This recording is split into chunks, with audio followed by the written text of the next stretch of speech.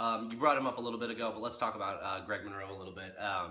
He has obviously had, I think, 4 games that he's had a chance to sort of like get comfortable. Mm-hmm. There's, you know, nothing close to a sample size on what we can expect from him. But just given what we've seen so far, I think one of the biggest issues is going to be how much he needs to get better at understanding the rotations, understanding the defense, because he doesn't have, if Jaylen Brown gets lost on something, he can maybe recover because he's long, he's athletic, he's fast.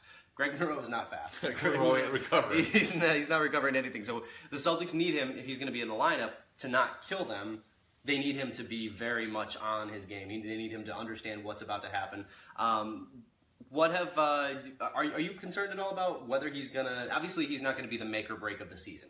But are you concerned that it might be hard to play him in the playoffs? I think the concerns of signing Monroe were that you take minutes from Daniel Tice and Aaron Baines, right, who have both been really good, especially defensively. Yes. For the #1 ranked defense, those 2 guys have been big parts of that defense. The other concern, spacing. Yeah. How do you play with Greg Monroe, who doesn't stretch the floor, who is always a low post guy, who is, yes, a really good passer and a really smart player and all that, but doesn't do that stretching that everybody wants, especially Brad Stevens.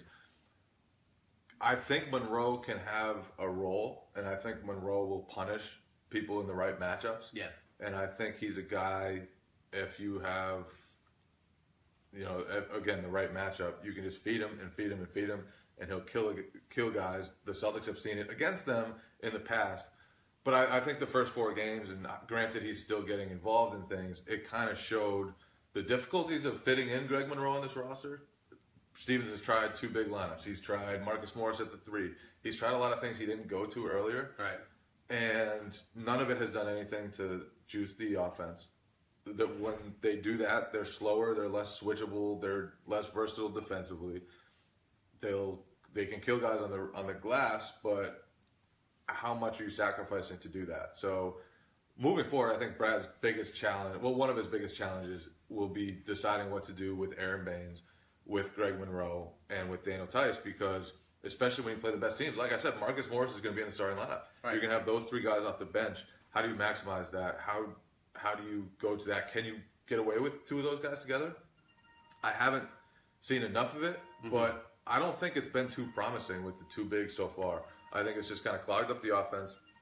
It's been ugly. It hasn't been ideal.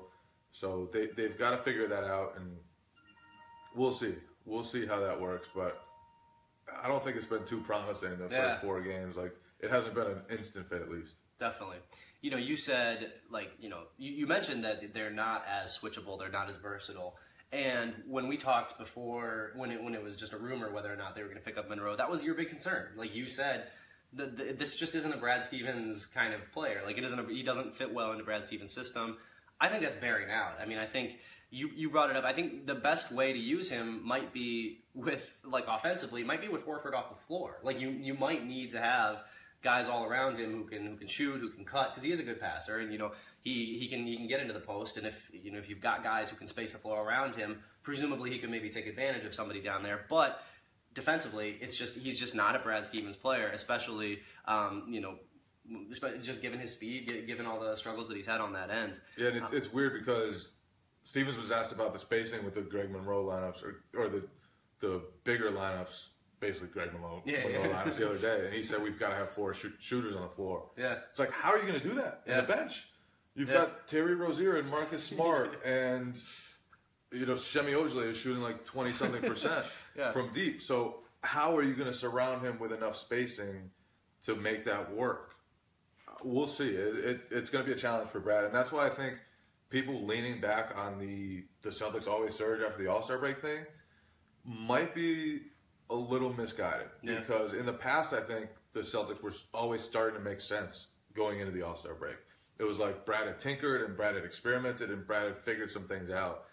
This time it feels like the Monroe addition and the slippage in the starting lineup, and there are just different factors that maybe make this a different challenge than Brad has faced in the past, than when his team has started to figure some things out, and then here comes Isaiah Thomas, and he's going to carry you. Or, the next year it was like Brad always just kind of it was like he took David Lee out of the rotation and then they surged. And like there have been reasons that worked. There have been reasons why the Celtics have surged after the All-Star break, and most of it was Brad figuring out the rotations, figuring out how to play things.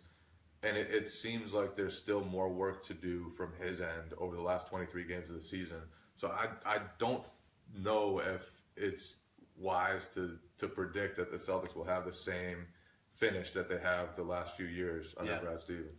Although you could look at it and be like, although this wouldn't be Stevens figuring things out, maybe the addition of Smart will just fix some things. You know what I mean? It would be kind of 100%. Funny. It would be kind of funny if the timing of that lined up again to feed that narrative, sort of.